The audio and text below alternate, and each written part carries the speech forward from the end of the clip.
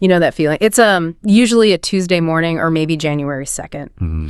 You wake up, you look in the mirror, and you decide, this is it. I am going to be the healthiest version of myself. And that picture in your head, it usually involves a surprising amount of misery. Misery. Oh, absolute unadulterated misery. It's, waking up at 4 a.m., running until your lungs feel like they're bleeding, eating nothing but raw kale. Right. And just generally hating every single second of your existence.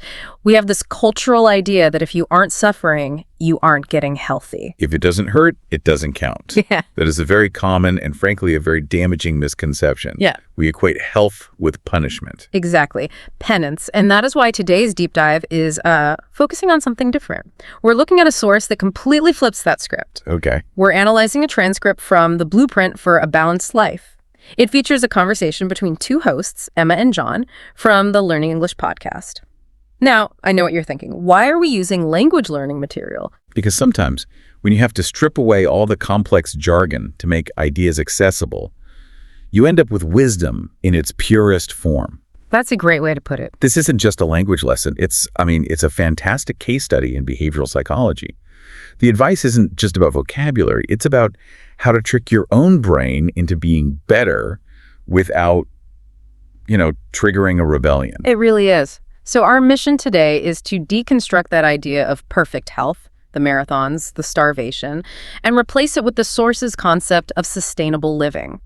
We're going to find out why you should stop revenge bedtime procrastination, why eating pizza is actually part of the plan, and what on earth green time is. I am so ready to unpack this because honestly, the perfect health approach has a failure rate of about, 99%? At least. So let's start with the big picture. The source kicks off with a huge distinction: sustainability versus intensity. Right. And they define sustainable as something you can maintain for a long, long time. It sounds so simple. Almost too simple. But think about the intensity model we all try.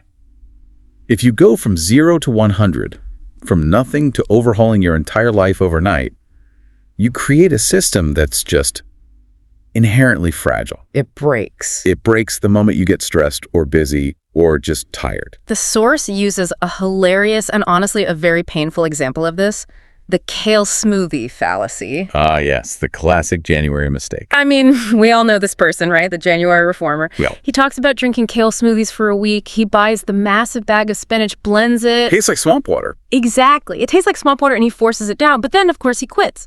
And I felt that. Why do we do that? Why do we think 5 days of swamp water is better than a salad 3 times a week for a year? It's the psychology of compensation.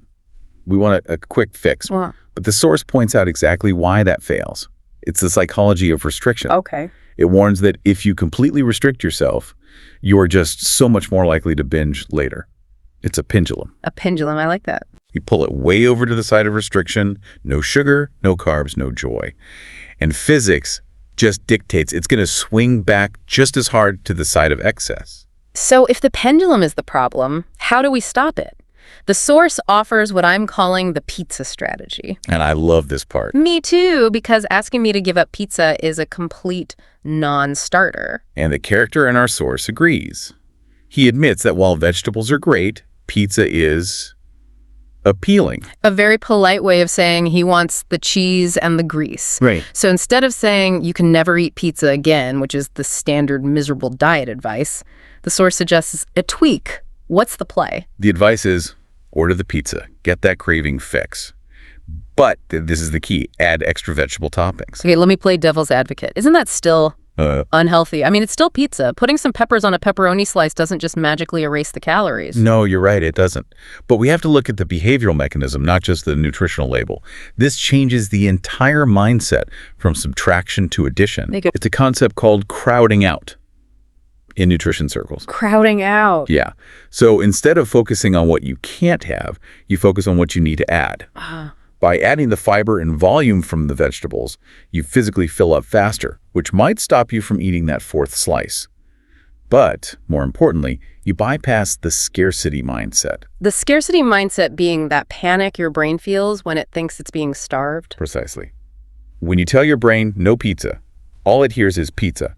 It becomes this forbidden fruit. It's all you can think about. Exactly.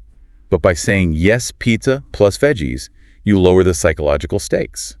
Food stops being an enemy and becomes a tool.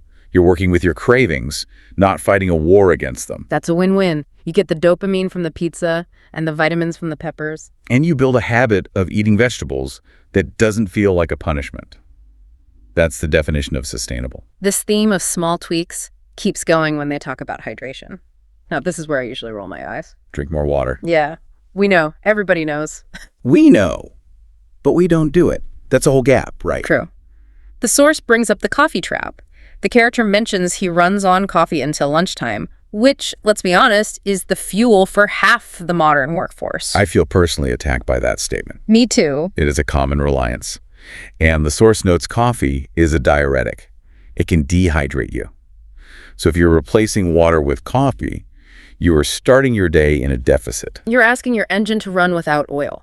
Pretty much. But again, the advice isn't quit coffee. If you told me to quit coffee, I would end this deep dive right now. No, and that's important. The advice is to swap just 1 cup for water.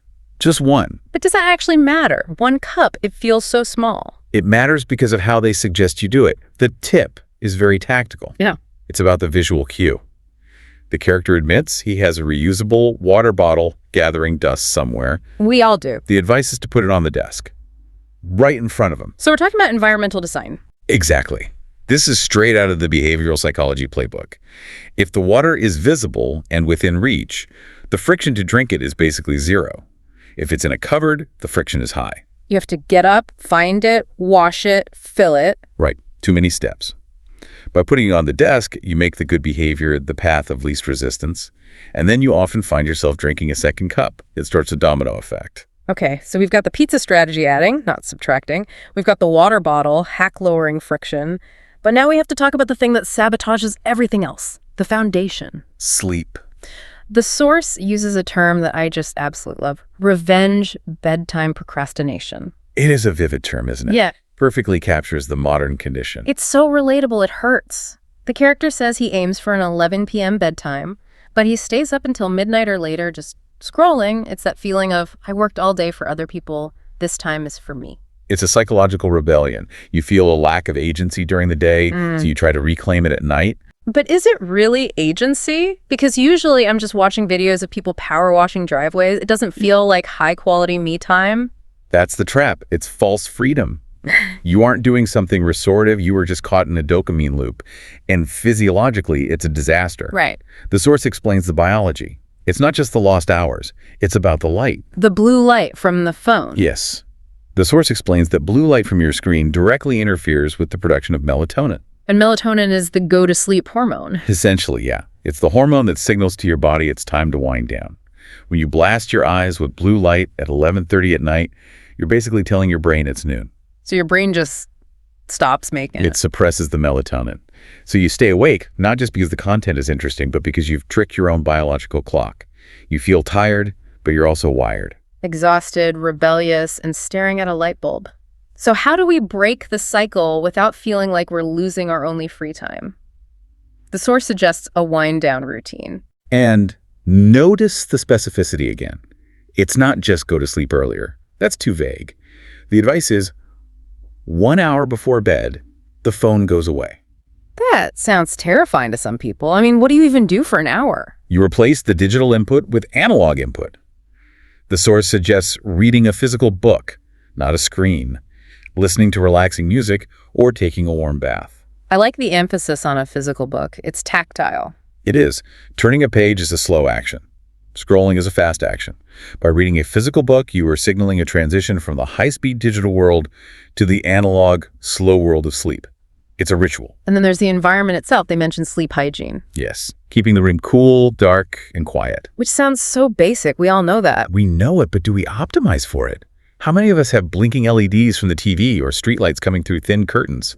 These things disrupt the quality of sleep, even if you manage to fall asleep. Okay, let's move on to the part of the source that really made me laugh, because I relate to the John character so much here. Exercise. Ah, yes. The miserable failure. He flat out says, I hate running. He tried it, and he failed miserably. And I think this brings us right back to that first note about the misery misconception. We think if we want to get fit, we have to become runners. Why do we do that to ourselves? Because running is the default stock photo of fitness. It's efficient, it's cheap, it's solitary. But the source makes a critical point. Don't force activities you hate. Period. If you hate it, it is not sustainable. Willpower is a finite resource. If you have to burn all your willpower just to put on your shoes, you will eventually run out of gas. So what's the alternative? The source brings up a fantastic pivot. The character mentions he used to play badminton at university. Dust off the racket. That's the line. And this is brilliant for two reasons. First, it reframes movement. How so? Running, for many, is a chore. Badminton is a game. It's play. When you're chasing a shuttlecock, you're not thinking, I'm exercising now, I have 10 minutes left. You're thinking, I need to hit that thing. You're in a state of flow. You're tricking yourself into cardio. You are. You're rediscovering the joy of movement. But there's a second, maybe even more important benefit here. The social component. Yes. The character mentions he's been isolating himself for work. Which is so common. When we get busy, the first things we cut are sleep and social time. I don't have time to hang out. I have to work. But humans are social creatures. The source argues that nurturing relationships is crucial for mental well-being. Isolation literally increases your stress hormones. So, by playing badminton, you're hitting two birds with one stone. Or two shuttlecocks. Right. You're getting your heart rate up, and you're connecting with another human being. It's efficiency at its finest. Plus, accountability. It is so easy to talk yourself out of a solo run on a cold morning. I'll just do it tomorrow. But it is much, much harder to bail on a friend who is waiting for you at the court. You show up for them, not just for yourself. It outsources the discipline. So much better than the lonely treadmill of sadness. The lonely treadmill of sadness. I like that. Yes. Connection is a pillar of health, just as much as diet or sleep. Now, we've covered diet, sleep, and movement. But the source adds a fourth pillar, one that people are often skeptical about. Mindfulness. And the character in the source is skeptical. He immediately asks, is that like meditation? I find it hard to sit still. Which is so many of us. If I sit still for 5 minutes, I start making a mental grocery list or worrying about an email I sent 3 years ago. It's extremely common. But the source demystifies it. Mindfulness isn't about emptying the mind. It's just the quality of being aware of what you are doing right now. It's single tasking. And she gives two really practical examples. The first is mindful eating. This is a direct counter to our multitasking culture. She talks about the specific scenario of grading papers while eating lunch. Or for the rest of us, answering emails, watching YouTube, scrolling TikTok while we just shovel food into our mouths. And we don't even taste it. That has a biological consequence. When you don't pay attention, your brain doesn't register satisfaction in the same way, so you overeat. But taking just 15 minutes to actually focus on the food? The texture, the taste, it allows your body to signal, I am full. And it gives your brain a break from the cognitive load of work. And then there's the second concept. This might be my favorite term from the whole deep dive. Green time. Green time. It's so evocative. It sounds like a prescription. Take 10 milligrams of green time. But is this just hippie talk? Go hug a tree and feel better. It sounds like it, but the science actually supports it. The advice is to leave the phone behind and spend a few minutes in nature.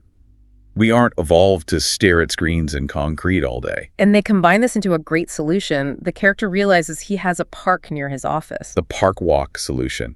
It is the perfect synthesis of everything we've discussed. Think about what happens in that one 15-minute walk. Okay, let's break it down. 1, you're moving. That's exercise. 2, Yeah. You're outside. You're getting fresh air and natural light, which helps regulate that sleep cycle we talked about. The melatonin connection. Exactly. 3, you're practicing mindfulness in that green time, looking at trees instead of spreadsheets. And 4, you're taking a real mental break from work stress. It's a quadruple threat. It's high yield, low effort. You don't need a gym membership. You don't need gear. You just need to walk out the door. But the key part of that advice was leave the phone behind. That's the hardest part. It really is. I feel naked without my phone. What if I miss an urgent email? What if I get bored? That fear of boredom is what drives the stress. By leaving the phone, you are forcing a disconnect. You're allowing your brain to enter what's called the default mode network, that wandering state where creativity and problem solving actually happen. Which you can't do if you're checking notifications every 30 seconds. Never. And that really circles back to the overarching message of the source. The host, Emma, says it so clearly. It's a journey, not a destination. And progress, not perfection. That's the mantra. It's so easy to get caught in that all or nothing mindset. But what I love about this source is that the takeaway isn't to overhaul your entire life tomorrow. No. If you try to do the sleep routine, the diet overhaul, the marathon training, and the meditation all at once, you will fail. The source ends with the character agreeing to just two things. Do you remember what they were? He says, I'll start with the water bottle and the walk to the park. Just those two. And that is the brilliance of it. It's what behavioral scientists call atomic habits. Once those become automatic, then he has the mental capacity to add badminton. Then he can tackle the wind-down routine. It builds momentum. It's empowering because anyone listening right now can put a water bottle on their desk. Anyone can walk for 10 minutes. Exactly. Health isn't some gated community. It's a series of small, smart choices that compound over time. So as we wrap up this deep dive, I want to leave our listener, you, with a thought. We talked about the pizza strategy, right? The additive mindset. Right. So often we think about health in terms of subtraction. I have to stop eating sugar. I have to stop watching TV. It's all negative. It's all about making your world smaller. And negative motivation rarely lasts. So here is the question for you to mull over. If health isn't about what you have to subtract from your life, but what you can add to it, what is one small thing you could add right now that you'd actually enjoy? Maybe it's just a glass of water. Or a 10-minute walk without your phone. Or maybe it's calling a friend you haven't seen and challenging them to a game of badminton. Or pickleball if you must. Or maybe it's just adding some peppers to your pepperoni pizza. Exactly. Start with the additions, see where it takes you. Thanks for listening to The Deep Dive. We'll see you next time. Welcome back to The Deep Dive. We are really glad to have you with us today. We're tackling a feeling that I think every single person listening right now, and I am definitely including myself in this, knows intimately. Oh, yeah. It's that feeling of being stuck in a loop. You know the one? You have a stressful day at work. Maybe your boss drops a deadline on you at 4:00 p.m. Your cortisol spikes. So naturally, you crave comfort food. Right, the quick fix. The quick fix. You eat the comfort food. Maybe it's greasy takeout or, a whole bag of chips. And then 20 minutes later, your blood sugar crashes. And you just feel awful. Awful. You feel sluggish, so you skip the gym. Then you feel guilty about skipping the gym, so you stay up late, doom scrolling for a little dopamine hit, which just makes you tired the next day. And the wheel just keeps turning. It just keeps turning. It is the classic definition of a vicious cycle. It's a feedback loop where one negative input just amplifies the next negative output. It creates this self-perpetuating system of exhaustion. Exactly. And usually when we talk about breaking that loop, the advice we get feels, it feels punishing. Oh, completely. It's always extreme. Always. Wake up at 4 a.m. or cut out all sugar forever or run 10 miles before breakfast. It's just not realistic. It's not. But the research we're looking at today offers a different mechanical approach. It asks a different question. What if you could reverse the polarity of that engine? Instead of a downward spiral, can we create an upward spiral using the exact same mechanics? That is the core concept we're unpacking today, the virtuous cycle. It's the physiological and psychological reality that just as bad habits compound, good habits can also compound. But there's a catch. There's a catch. They have to be sequenced correctly. It is all about creating momentum where doing the healthy thing actually makes the next healthy thing easier to do rather than harder. And I want to be clear about the mission for our deep dive today. We aren't here to just lecture you on eating kale. We're unpacking a very specific dialogue between two individuals, let's call them our case studies, Emma and John, who are navigating the messy reality of health. I mean, we're talking about doing this with a full-time job, a limited budget, and a finite amount of willpower. This isn't about living in a monastery. No. It's about living in the real world. It is. Right. And the source material here is so refreshing because it isn't a medical textbook. No. It treats health as like an ecosystem. An ecosystem. I like that. Yeah. We're looking at the intersection of economics, literally the cost of food per calorie. Okay. Psychology, specifically how we process stress triggers and physiology. We're going to look at how to avoid burnout, not just how to avoid calories. Yeah, I have to tease this up front because it was my absolute favorite find in the research. I think I know what you're going to say. We found a loophole.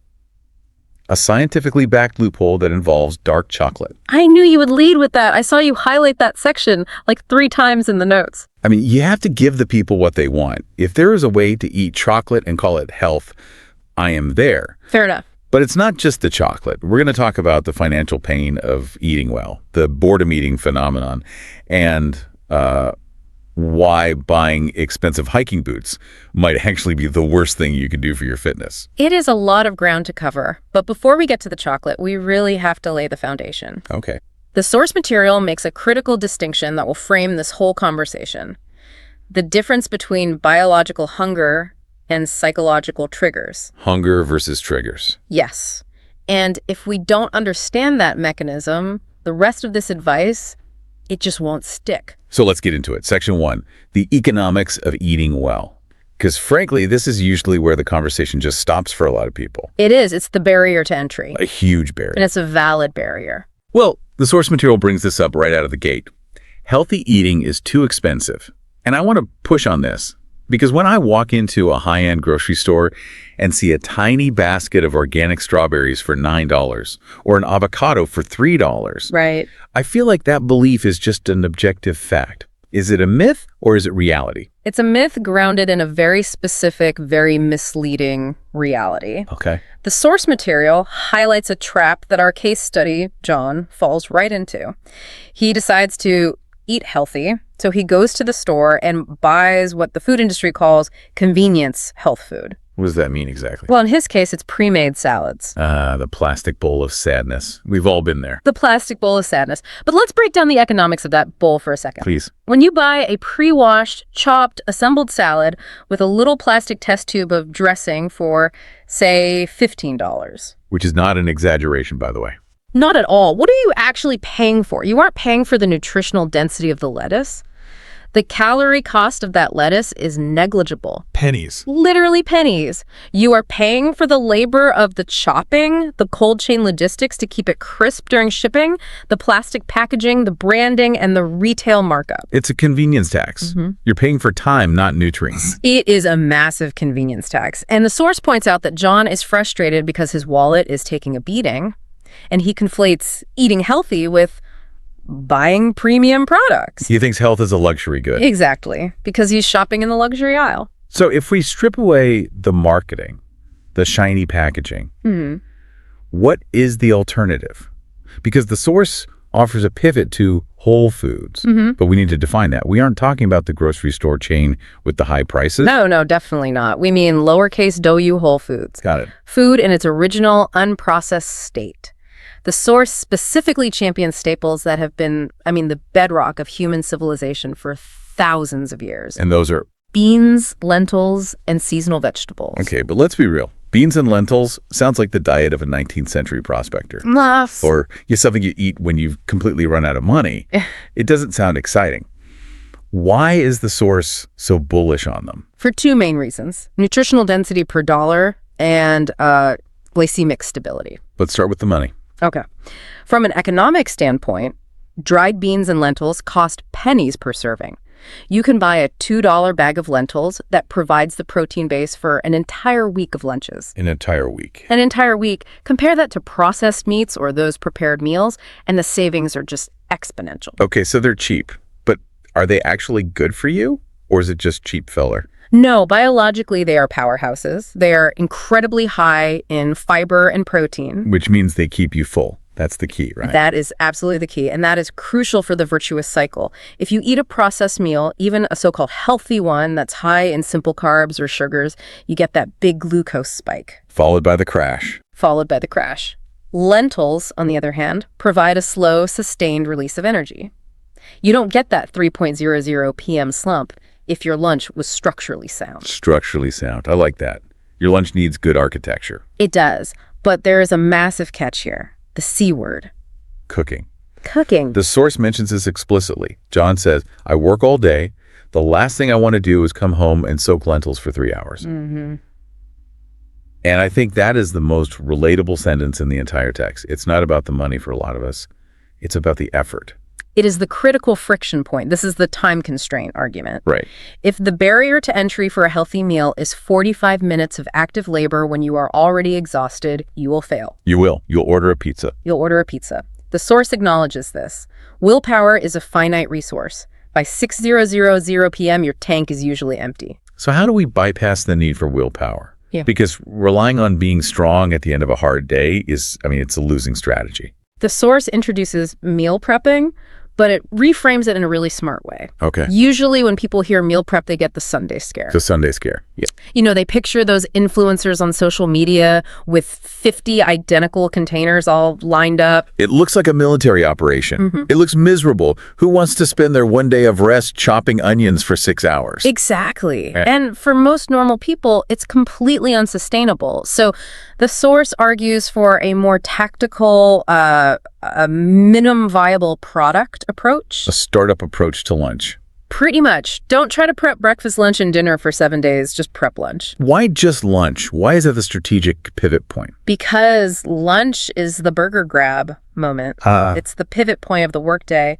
When you're at the office, it's 1:00 p.m., your blood sugar is dropping, and you're stressed. Your brain is hardwired to seek the path of least resistance. And if there's nothing ready? You will go buy the expensive, unhealthy takeout because it's easy. It's right there. So what you're saying is we need to make the decision on Sunday when we're calm and rational, so we don't have to make the decision on Tuesday when we are hangry. Precisely. You are outsourcing your decision-making to your past, more well-rested self. I like that. Outsourcing to past me. And the source makes a great point about the ripple effect here. If you bring that lentil soup, which cost you maybe 50 cents to make, 50 cents. you save the $15 you would have spent on the salad or the burger, but that's not all. You also avoid the afternoon energy crash because of the fiber and protein. So you have more money in your pocket and more energy in your body. Which then leads to better decisions in the evening. That is the cycle starting to turn. It's the first domino. The first domino. You aren't dragging yourself through the door at 6 p.m. completely depleted, which means you might actually have the energy to cook a simple dinner instead of just collapsing on the couch. Okay, let's assume we survived lunch, we ate our lentils, we feel righteous, we feel good, but then comes the evening. The source calls this the psychology of snacking, and this is where the wheels usually fall off for me. This is where we have to get into the neurochemistry a bit. The source material has a fascinating dialogue about boredom eating. I do this constantly. It's not even a question. I'm not hungry, my stomach isn't growling, but I am standing in front of the fridge with the door open, just staring. Right. It's like I'm watching a movie called What's in the Fridge, hoping the ending changes this time. We all do it. The source distinguishes this using the term triggers. Triggers. John mentions that he eats when he's stressed from grading papers. That isn't hunger. That is an emotional state prompting a behavioral response. So he's not feeding his stomach, he's feeding its stress. He is using food to regulate his nervous system. He's self-medicating with snacks. That makes so much sense. Essentially, yeah. When we're stressed, our bodies release cortisol. High cortisol levels can increase cravings for salty and sweet foods. The classic comfort foods. Exactly. High-energy foods, because your body thinks it's in a fight-or-flight scenario and needs quick fuel to run away from a tiger. Except the tiger is just a stack of ungraded essays. Precisely. So the bag of chips isn't just a snack, it's a biological imperative driven by stress. Right. Which feels impossible to fight. So the expert insight here is the pause. You have to interrupt the loop. You just have to ask the question, am I hungry? Is my stomach actually rumbling, or am I just bored, stressed, or procrastinating? And be honest with the answer. And be honest, if the answer is stressed, food is not the solution. But the source is realistic, which I really appreciate. It admits that sometimes, even if you know you aren't hungry, you just need the crunch. You need that oral fixation to release the tension. We are tactile creatures. Yes. And this brings us to the art of substitution. Most diets fail because they are based on deprivation. Don't eat the chips. Right. I will not eat the chips. Yeah. But the brain hates a vacuum. If you just say no, you are fighting a white-knuckle battle against your own chemistry all night. So instead of no, we say this instead. Correct. The source recommends swapping the chips for carrot sticks and hummus. Which, I have to say, sounds like a cliche. It's the classic diet food. But why does it work mechanistically? Why does the source insist on this specific swap? Because it mimics the sensation you're craving. The crunch. You get the loud crunch from the carrot, which satisfies that aggressive need to chew. Some psychologists even suggest that aggressive chewing actually helps lower stress levels. Really? Yeah. And you get the savory, fatty mouthfeel from the hummus, but you're getting fiber and vitamins instead of saturated fat and empty carbs. You are hacking the craving. You're giving your brain what it wants, just in a better package. That's a perfect way to put it. Okay, that handles the savory and salty craving. But what about the sweet tooth? This is where we get to my favorite part of the research. A dark chocolate loophole. The dark chocolate loophole. Yeah. Yes. The source explicitly recommends keeping high-quality dark chocolate on hand. It does. Why? Why is chocolate allowed in the virtuous cycle? I mean, usually chocolate is the villain. It all comes down to the chemical composition. And we have to be specific here. We are talking about dark chocolate, 70% cocoa or higher. Not just any candy bar. Definitely not. This type of chocolate contains flavonoids, which are potent antioxidants. They're actually good for heart health. But the key factor here is the sugar-to-fat ratio. Okay, so compare that to a regular milk chocolate bar for me. A standard milk chocolate bar is mostly sugar and milk solids. It spikes your insulin immediately, which leads to a crash, which then leads to craving more sugar. The vicious cycle again. It's a trap. It is designed to be hypopalatable. You can eat an entire king-size bar without even thinking about it. It basically just dissolves in your mouth. You really can. It just melts away, and suddenly you've eaten 500 calories and you feel sick. Exactly. But 85% dark chocolate is different. It's intense. It has a bitterness to it due to the tannins. It's rich in cocoa butter. And the source knows that this creates a self-limiting factor. Self-limiting. You eat 1 or 2 squares, and your palate is completely satisfied. It's almost too rich to binge. I can see that. Yeah. You couldn't really eat a whole bar of it. You couldn't. You get the dopamine hit from the chocolate, but you don't get the insulin disaster that follows. I love that. It's moderation by design. The food itself helps you be moderate. Exactly. It satisfies the psychological need for a treat without derailing the physiological progress you made with the lentils at lunch. It's a bridge, not a trap. So we've fueled the body correctly. We've hacked the snacks. Yeah. Now we need to talk about what we do with this newfound energy. Right. Section 3, movement as adventure. This is a major reframing. The source argues that for so many people, the word exercise is a negative trigger. It sounds like work. It sounds like work. It sounds like punishment for eating bad food. We treat the gym as a place we go to pay for our dietary sins. It implies suffering. No pain, no gain. It's all very aggressive. Very. So the source suggests pivoting to the concept of adventure. The goal is still to move the body, but the focus is on the experience, not the calorie burn. And the primary example they give is hiking. Hiking, and they introduce this term green time. Which, I'll be honest, it sounds a bit like corporate jargon or something you'd hear at a wellness retreat. It does sound a little cheesy. But the science behind it is actually pretty robust, isn't it? It is very real. The Japanese have a concept for it, Shinrin-yoku, which translates to forest bathing. Forest bathing. And the source links green time, just time spent in nature, to specific physiological outcomes. It's not just about burning calories. What kind of outcomes? Being in nature, seeing fractals in leaves, breathing fresh air, it has been shown to lower blood pressure and reduce cortisol levels significantly more than walking on a treadmill in a gym. Even if the exertion level is the same. Even if the exertion level is identical. Wow. So you're getting a 2-for-1 deal. You're getting the cardiovascular benefit of the hike, but you're also getting a mental health treatment at the same time. It's a holistic reset. It signals to your body that you are safe, that you are out of the box of the office or your house. But There's a but. we have to talk about the gear. Because the source includes a cautionary tale that is both hilarious and quite painful. We have to talk about Emma's boots. Oh, poor Emma. The story made me physically wince when I read it. So she decides to embrace this hiking lifestyle. She's all in. What does she do?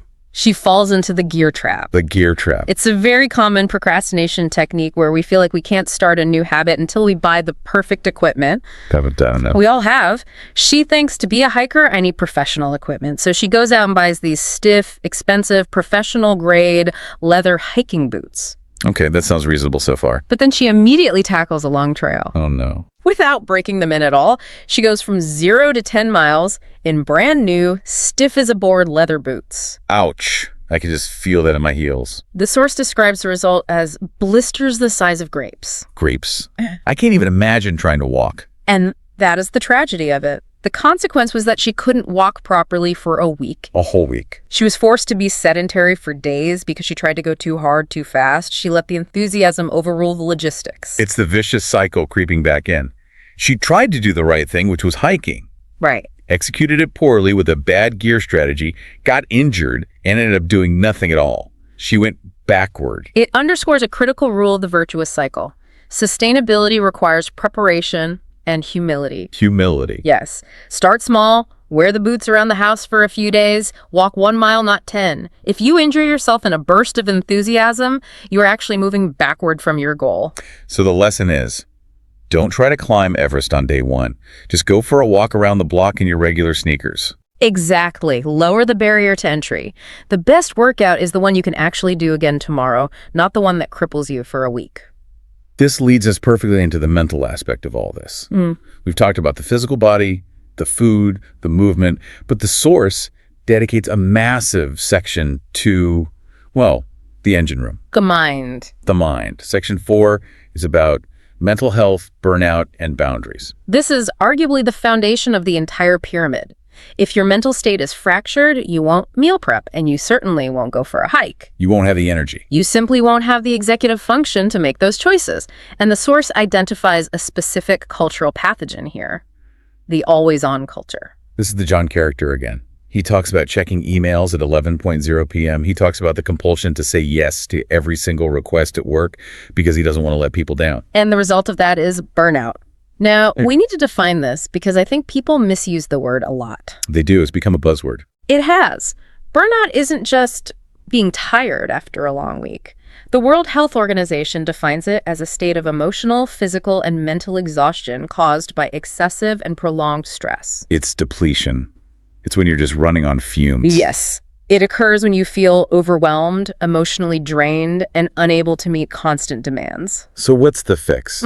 Because the source is very firm on this. The source is firm that you cannot meditate your way out of burnout if you are still working 16 hours a day. The solution has to be structural. It's about setting boundaries. It is. But that is terrifying for people. I mean, Yep. saying no feels dangerous. It feels selfish. We are conditioned to be team players, to be agreeable. And the source reframes this beautifully. It argues that saying no is a form of self-care, and ultimately it's an act of responsibility to others.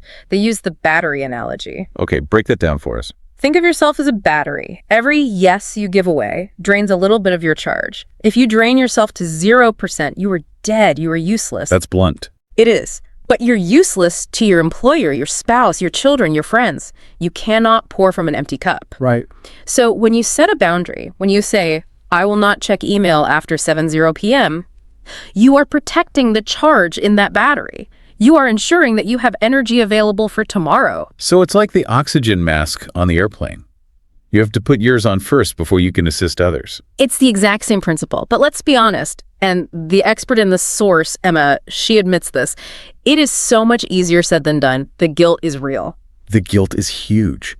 You worry about being perceived as lazy or not a team player or uncommitted. All of those things. So how do you start? You can't just walk into your boss's office and say, I'm done answering emails at night.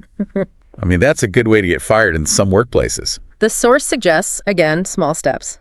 Micro boundaries. Micro boundaries. Start by just turning off your work notifications for 1 hour when you get home. Just 1 hour. Don't answer the phone during dinner.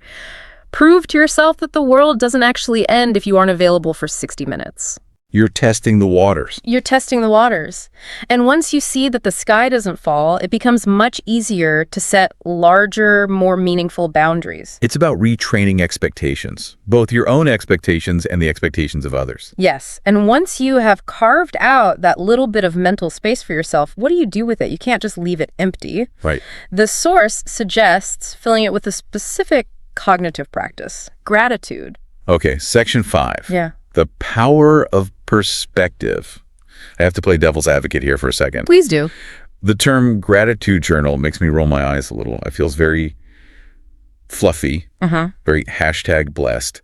It feels like something you buy at a trendy stationery store and then never use. I completely understand that reaction. It can often feel like toxic positivity. Just be happy, just smile. Exactly. But the source is advocating for something more neurological. It's about rewiring a part of your brain called the reticular activating system. The what? Okay, now we're getting technical. Explain that. The reticular activating system, or RAS. It's a bundle of nerves at our brainstem that filters out unnecessary information so the important stuff gets through. It's a spam filter for your brain. That's a great way to think about it. It's the reason why if you decide you want to buy a red car, suddenly you see red cars everywhere on the highway. They were always there. They were always there, but your brain wasn't scanning for them. Now it is. The gratitude journal is essentially programming your RAS to scan for positives. So it's not about magic, it's about attention management. You're telling your brain what to look for. Precisely. Most of us are hardwired by evolution to scan for threats and problems. We look for what's wrong so we can fix it and survive.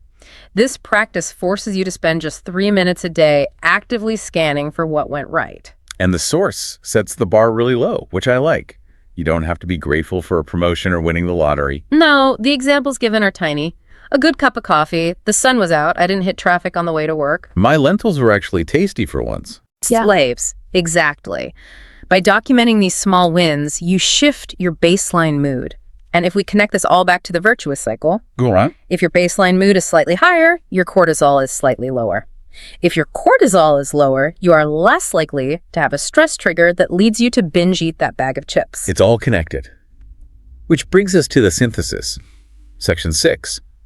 We've dropped all these puzzle pieces on the table: lentils, dark chocolate, hiking, boundaries, gratitude journals. How do we assemble them into the virtuous cycle? The whole mission of this deep dive is to show that connectivity. In a vicious cycle, the bad habit makes the next bad habit almost inevitable. Right. In a virtuous cycle, the good habit makes the next good habit easier. It greases the wheels. Let's trace a hypothetical perfect day then, based on the source material. Let's connect the dots to show how this actually looks in practice, step by step. Okay, let's do it. So imagine it starts the night before. You set a boundary. You didn't check your work email at 10:00 p.m. Because of that, your brain wasn't racing with work stress, and you got an extra 30 minutes of quality sleep. So you wake up, you aren't hitting the snooze button 5 times. You actually have a tiny bit of energy. You aren't starting the day in a deficit. Exactly. And because you have that little bit of energy, and because you prepped your lunch on Sunday, Past me to the rescue. past you is a hero. You aren't rushing around the kitchen in a panic. You grab your water bottle and your lentil soup. You walk out the door feeling prepared, not chaotic. Okay, so you get to work. Lunchtime hits. You eat the soup you brought. High fiber, high protein. What happens next? So at 3:00 p.m., you don't have the blood sugar crash. You don't get that brain fog. You feel steady. And because you feel steady, You don't raid the office vending machine for a candy bar or a soda. you might have a square of that dark chocolate, though, just for a treat because you planned for it. Exactly. It's a choice, not a craving. And because you aren't mentally and physically exhausted at 5:00 p.m., you might decide, hey, I can take the dog for a 20-minute walk. You get that green time. You get that green time. You lower the cortisol that built up during the day. And because you took the walk, you saw a nice tree or a funny dog, and now you have something easy to write in the gratitude journal before bed. And then you go to sleep feeling accomplished, ready to do it again. The friction has been removed. The path of least resistance has slowly shifted from unhealthy to healthy. You aren't using willpower anymore. You're writing momentum. It sounds like magic when you lay it all out like that, but it's just logistics and biology. It's systems thinking applied to the human body. So we've covered a massive amount of information. Let's distill this down. If the listener's going to take away 3 main pillars from this deep dive, what are they? Okay, pillar 1 is whole foods and economics. Reject the expensive convenience health foods. Embrace the humble bean and the lentil. Use meal prep not as a chore, but as a defense strategy against your future hungry self. Got it. Pillar 2. Pillar 2 is movement and nature. Reframe exercise as adventure. Get outside, get your green time, but respect the process break in your boots so you don't sideline yourself with an injury. And the last one. And pillar 3 is boundaries and mindset. You have to protect your energy to avoid burnout, and you have to train your brain to see the good through gratitude, using your RAS to your advantage. And the source leaves us with a specific action plan. It mentions John's plan at the very end. It does. He's going to call a friend, Mark, about the gym because accountability helps. He's buying a water bottle because hydration is probably the easiest win you can get. It really is. And of course, he's buying the dark chocolate. It is a very solid, very human, very achievable plan. So here is our final thought for you to chew on today. We talked about the virtuous cycle. We talked about how everything is connected. I want you to look at your life right now. Don't try to change everything at once. Don't try to become a vegan marathon runner by tomorrow. I want you to find the one small domino. The keystone habit, the first push. What is the one tiny thing you can push today that will knock down the next one tomorrow? Is it just putting a glass of water by your bed tonight? Is it deleting the food delivery app from your phone? Is it buying a bag of carrots instead of a bag of chips on your next grocery run? Identify that one domino. Push it.